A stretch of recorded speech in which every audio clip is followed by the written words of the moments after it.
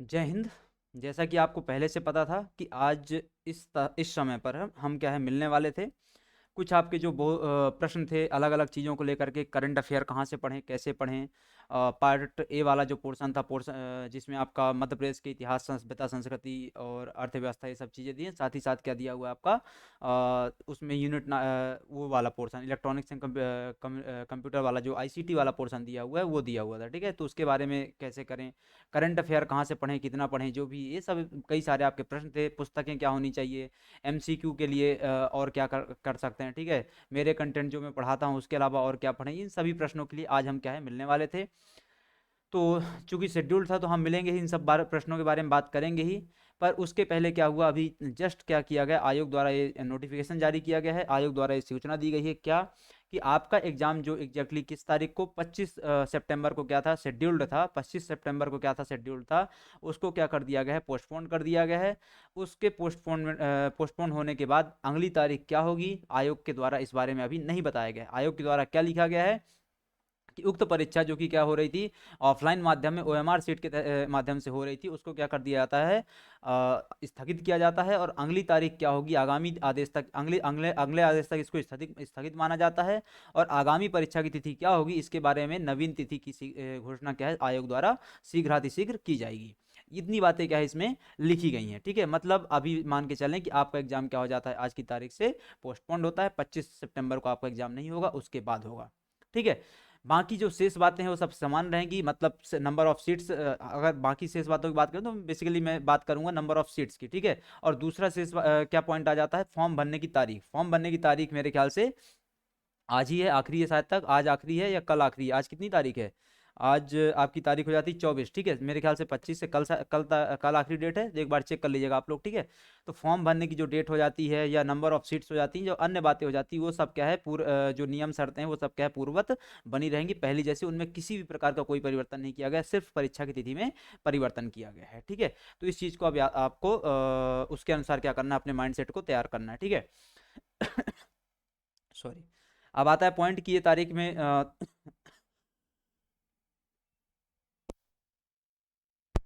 अब पॉइंट ये आता है कि अब ये तारीख में परिवर्तन क्यों हुआ है। देखो, आप में से अधिकांश लोग क्या है, सिविल पीएससी की तैयारी कर रहे होंगे। ठीक है, सिविल पीएससी की तैयारी कर रहे होंगे, सिविल वाले पोर्शन की। तो कई सारे अधिकांश लोगों को पता होगा कि इसका पूरा क्या है, पूरा केसेस पेंडिंग है। कहाँ, 27% से संबंधित, ओबीसी रिजर्वेशन संबंधित क्या है, केसेस पेंडिंग है। जिसमें परसों और कल मतलब कि पिछला दिन जो आपका था, इन 2 दिनों में काफ़ी वहाँ पे उसमें सुप्रीम हाई कोर्ट में क्या हुआ, चर्चा हुई है। काफ़ी लंबे समय तक इस पे बहस चली है, जीरा चली है।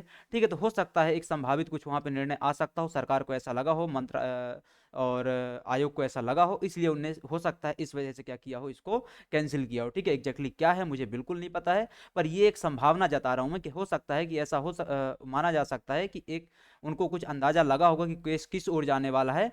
तो हम उसके अनुसार क्या कर सकते हैं, अपना निर्णय उनने कदम उठाया होगा। क्यों, क्योंकि ये पोस्ट भी क्या है, ये पोस्ट और अन्य जितनी भी पोस्ट है वो सब क्या है, इसी प्रकार की प्रक्रियाओं में क्या है, फंसी हुई है। ठीक है, तो ये बातें हो गई। अब आता है कि जो पोस्टपोनमेंट के बाद की स्थिति की आपकी व्यक्तिगत तौर पे क्या स्थिति होने वाली है। ठीक है, आपकी व्यक्तिगत तौर पे एग्जैक्टली आपको करना क्या है। ठीक है, तो देखो, ये जो एग्जाम का सिलेबस है, इस एग्जाम के सिलेबस को देख करके इतने दिन से पढ़ते हुए 10-12 दिन से साथ में हम पढ़ रहे हैं, तो इसको समझ के इतना समझ में आपको आ गया होगा कि सिलेबस क्या है, थोड़ा सा लेंदी है। सिलेबस क्या है, थोड़ा सा लेंदी है। अब इस लेंदी सिलेबस को कवर करने के लिए, ठीक है, लेंदी सिलेबस मैंने क्यों कहा, क्यों, क्योंकि आपका जो पार्ट बी है, खंड बी, वो तो लंबा है ही।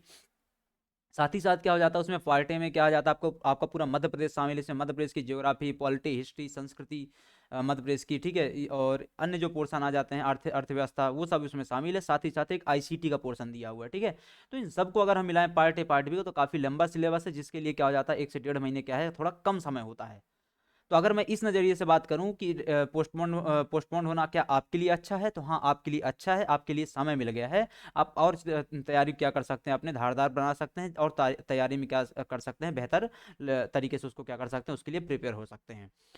दूसरा क्या पोस्टपोन होना चाहिए था? देखो पोस्टपोन नहीं होना चाहिए था, सामान्य जो नज़रिया मेरा कहता है पोस्टपोन नहीं होना चाहिए था, एग्जाम होना चाहिए था। लेकिन अगेन कि एग्जाम में कई सारी समस्याएं हैं, तो उसके अनुसार आयोग ने निर्णय लिया होगा। पर अगेन कि जो कुछ चीज़ें आपके नियंत्रण में नहीं है, तो जो चीज़ें आपके नियंत्रण में है वो तो करिए। ये चीज़ पोस्टपोन होगा अथवा नहीं होगा, टाइम पे होगा अथवा नहीं होगा, वो आपके नियंत्रण में नहीं था।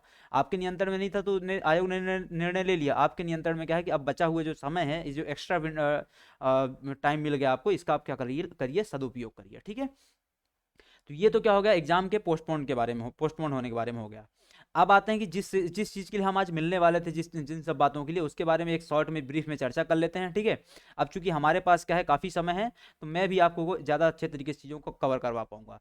आप लोगों का बार बार एक ही प्रश्न रहता था, ठीक है, क्या प्रश्न रहता था कि हम इसके अलावा और क्या पढ़ें। इसके अलावा मतलब कि जो मैं पढ़ाता हूँ कंटेंट, जो मैं आपको पीडीएफ देता हूँ, उसके अलावा क्या पढ़ूँ। देखो मैं आपको जो पढ़ाता हूँ प्योरली फैक्चुअल चीज़ें पढ़ाता हूँ। प्योरली फैक्चुअल चीज़ों का मतलब क्या होता है कि जो तथ्यात्मक बातें हैं, जो आपको बाकी जगहों पे नहीं मिल पा रही हैं, उन चीज़ों को मैं कवर करने का प्रयास करता हूँ, जो आपके एग्जाम के पर्सपेक्टिव से क्या रखती हैं, महत्व रखती हैं। ठीक है, मार्केट में बहुत ज़्यादा पुस्तकें नहीं हैं आपके एग्जाम के लिए। अभी हाल ही में जब आपके एग्जाम की घोषणा हुई थी, तब मुकेश माहेश्वरी द्वारा, ठीक है, मुकेश माहेश्वरी द्वारा क्या किया गया था, पुस्तक निकाली गई थी, ये वाली पुस्तक। ठीक है, ये क्या है, सहायक कुल सचिव का द्वितीय प्रश्न पत्र के लिए मुकेश माहेश्वरी द्वारा क्या पुस्तक निकाली गई थी।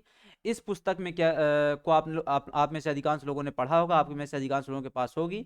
ठीक है, तो उसमें क्या दिया गया है, चीज़ों को काफ़ी बल्कि वे में दिया गया। काफ़ी बल्कि वे का मतलब मेरा क्या है कि आपको क्या है, आपके समय अभाव के कारण, समय अभाव जैसा था अभी तक आपके पास समय का अभाव था, उसके अनुसार अगर बात करें तो पुस्तक क्या हो जाती है, थोड़ी सी बल्कि हो जाती है। ठीक है, और चीज़ों को पढ़ करके नोट्स बनाना पड़ेगा आपको उसमें से, या चीज़ों को पढ़ करके क्या करना पड़ेगा, अलग करना पड़ेगा जो आपके लिए काम की हैं।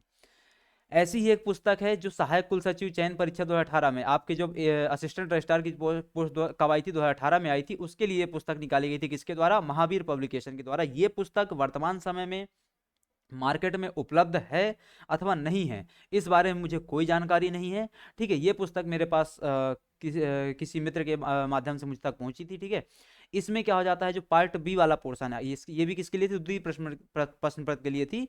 जो द्वितीय प्रश्न पत्र 2018 का सिलेबस था और द्वितीय प्रश्न पत्र 2022 का अभी का जो सिलेबस है इस बार का, दोनों में एक माइन्यूट सा अंतर है। वो अंतर हम मान सकते हैं कि 15 से 20% का अंतर देखने को मिलेगा, पर फिर भी एक बड़ा पोर्शन क्या होता है, कवर होता है। लेकिन अगेन ये माहेश्वरी से भी ज्यादा बल्कि पुस्तक है। ठीक है, ये क्या है, ज्यादा मोटी पुस्तक है। इसमें क्या है, चीजों को और बहुत ज्यादा डिटेल में दिया गया है, थ्योरेटिकल पोर्शन बहुत ज्यादा समाहित किया गया है। ठीक है, मतलब समझ लो कि मैं अगर आपको उच्च शिक्षा विभाग पढ़ा रहा हूँ, तो उच्च शिक्षा विभाग अगर मैं आपको 5 स्लाइड में खत्म कर दे रहा हूँ, पूरा सब कुछ तथ्यों के साथ खत्म कर रहा हूँ, तो यहाँ पे वही चीज आपको हो सकता है 10 पेज में मिल रही हो, 8 पेज में मिल रही हो, जिसको आपको पढ़ना पड़ेगा और फिर क्या करना पड़ेगा, अपने काम की चीजें निकालनी पड़ेंगी।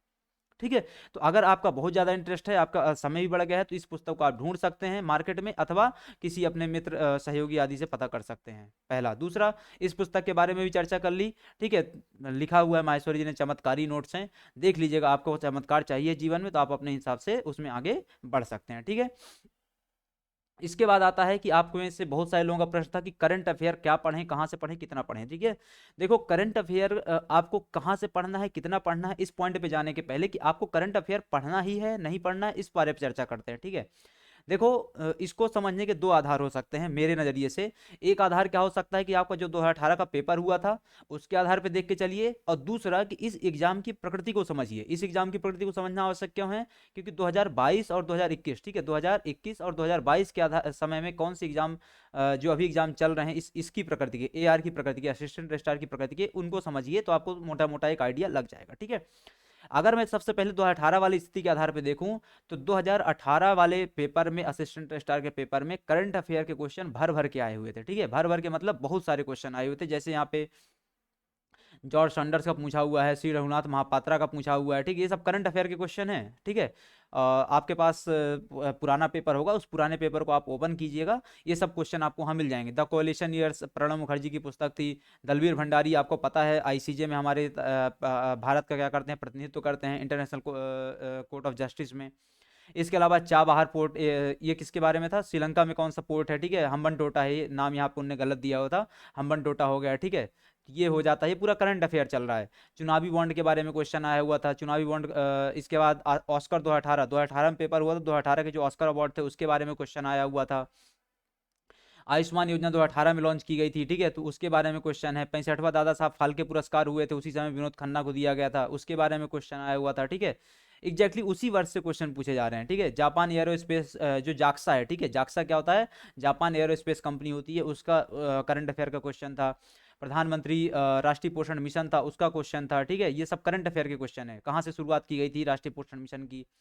उच्चतम न्यायालय में कितनी महिला न्यायाधीश है उस समय 2018 में, कितनी महिला न्यायाधीश थी, उसके बारे में क्वेश्चन आया था, ठीक है। मतलब क्या है, करंट, प्योरली करंट का क्वेश्चन है। राज्यसभा के उपसभापति कौन है, हरिवंश नारायण सिंह, ये क्वेश्चन आया हुआ था।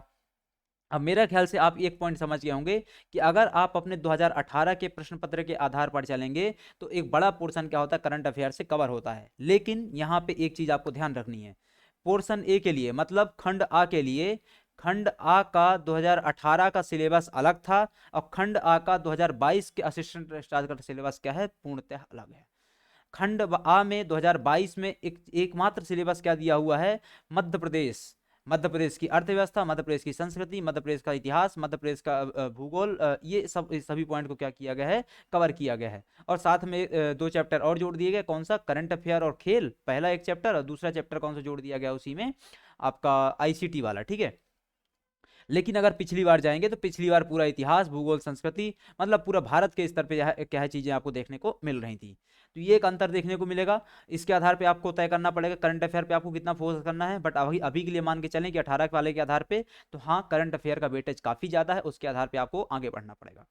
दूसरा, जैसा कि मैंने यहाँ पे आपको एक तरीका बताया था, एक दूसरा तरीका क्या हो सकता है, किस आधार पे आप तय कर सकते हैं चीजों को, ठीक है। मैंने क्या बताया कि 2020 2021-22 में जो एग्जाम्स की प्रकृति है, इस प्रकार के एग्जाम्स की, उसको समझिए थोड़ा सा, ठीक है। ये एग्जाम किस प्रकार का है, इसको समझ लो थोड़ा सा। ये एग्जाम ऐसा है कि जो आपका कुछ ऐसे बहुत सारे एग्जाम चलते रहते हैं समय समय पर, जिसमें क्या होता है, दो पेपर क्या रहता है, दो उसमें बटा रहता है पार्ट्स में, ठीक है। खंड आ और खंड बा में, जो खंड आ है, जो सॉरी खंड बा है, वो जनरली किससे डील करता है, कोर सब्जेक्ट से डील करता है, ठीक है। जैसे उदाहरण के लिए मान के चल रहे हैं कि सब इंजीनियर का पेपर हो रहा है, कौन करवा रहा है, एमपीपीएससी करवा रहा है।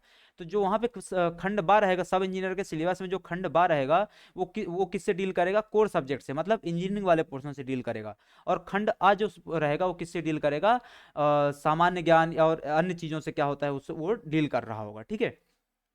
तो सब इंजीनियर का पेपर हो गया, मेडिकल ऑफिसर का पेपर हो गया, डेंटल वालों का पेपर हो गया, और ऐसे कई अन्य सारे पेपर क्या किए जाते हैं, आयोग द्वारा समय समय पर लिए जा रहे हैं। अब पॉइंट ये है कि जो आपका सिलेबस खंड आ का है, वही सिलेबस इन सभी एग्जामों का रहता है, खंड आ का, ठीक है। तो फिर यहाँ पे करंट अफेयर का रोल कितना है, उसके आधार पर हम एक अंदाजा लगा लेंगे कि आपके यहाँ पे करंट अफेयर का रोल कितना हो सकता है, ठीक है। तो यहाँ पे जो करंट अफेयर का रोल है, वो कैसा देखने को मिलता है आपको, एक मॉडरेट लेवल पे देखने को मिलता है, ठीक है। कैसा, मॉडरेट लेवल पे देखने को मिलता है कि आपको 5 से 6 क्वेश्चन हो सकता है मिल ही जाए, इतने सारे क्वेश्चन नहीं मिलेंगे जितने 2018 में दिए गए थे, ठीक है। एक मॉडरेट लेवल मिलेगा, 5 से 6 क्वेश्चन आपको वहां पे देखने को मिल ही सकते हैं। इस प्रकार से अभी क्या है, एक पैटर्न चल रहा है, ठीक है। तो मेरे ख्याल से आप करंट अफेयर वाले पोर्शन को क्या है समझ गए होंगे, ठीक है।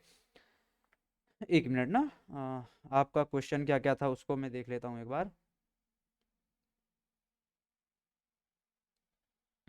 अब आता है करंट अफेयर पढ़े कहाँ से, एक ये क्वेश्चन था आप लोगों का, करंट अफेयर कहाँ से पढ़े, ठीक है। तो देखो करंट अफेयर, एक मिनट, ठीक है। करंट अफेयर पढ़ने के लिए क्या क्या कर सकते हैं आप, तो करंट अफेयर पढ़ने का सबसे आसान तरीका अभी के लिए क्या हो सकता है कि आप क्या कर लीजिए, स्पीडी लेके आ जाइए, ठीक है। क्या लेके आ जाएंगे आप, स्पीडी लेके आ जाएंगे। आप हिंदी में तैयारी करते हैं तो आप हिंदी वाली स्पीडी लेकर के आ जाइए, आप इंग्लिश में तैयारी करते हैं तो आप इंग्लिश वाली स्पीडी लेकर के आ जाइए, ठीक है। स्पीडी लेकर के आइए। स्पीडी क्या है, काफ़ी पतली पुस्तक रहती है, और उसमें क्या है, करंट अफेयर को आप आसानी से क्या कर सकते हैं, कवर कर सकते हैं। अगर कहीं क्या करेंगे, आप प्रतियोगिता दर्पण, घटना चक्र वगैरह लेकर के आएंगे, तो घटना चक्र क्या होती है, मंथली रहती है, उसमें चीज़ें अच्छे से कवर नहीं हो पाती हैं। और जो प्रतियोगिता दर्पण रहती है वो आपको वार्षिकांक भी मिलेगा, लेकिन उसमें क्या है, बहुत ज़्यादा लेंदी हो जाएगा, जो कि आपके एग्जाम के पर्सपेक्टिव से उतना ज़्यादा आवश्यक नहीं है। तो स्पीडी क्या है, 60-70 पेज की एक पुस्तक रहती है सामान्य सी। अब आपके पास थोड़ा समय बढ़ गया है एग्जाम डेट पोस्टपोन होने की वजह से, तो आप क्या है कर पाएंगे, चीज़ों को थोड़ा सा अच्छे से कवर कर पाएंगे, ठीक है। तो आप स्पीडी ला करके उसको क्या कर सकते हैं, पढ़ सकते हैं, ठीक है। इसके अलावा क्या था आपका, करंट अफेयर हो गया पार्ट ए में क्या समस्या जा रही थी उसको डिस्कस कर लेते हैं। अब हमारे पास क्या थोड़ा समय बढ़ गया है, तो मैं कोशिश करूंगा आपको पार्ट ए भी करवा दूं, ठीक है। पार्ट ए के लिए जो आपका सबसे पहला वाला पोर्शन क्या आता है, जो आपके लिए थोड़ा सा टफ जाता है, वो क्या होता है, आईसीटी वाला पोर्शन, इंफॉर्मेशन कम्युनिकेशन टेक्नोलॉजी।